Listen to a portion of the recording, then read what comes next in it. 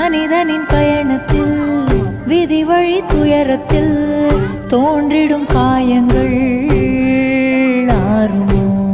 அன்பையும் பண்பையும் அறிந்திடும் ஒரு மனம் வெறுப்பிலும் சினத்திலும் வாழுமோ? வெளிச்சத்தை தரும் என்ற ஏற்றிய தீபம் ஊர் முழுவதையும் எரித்து விட்டு தீயாயானதே.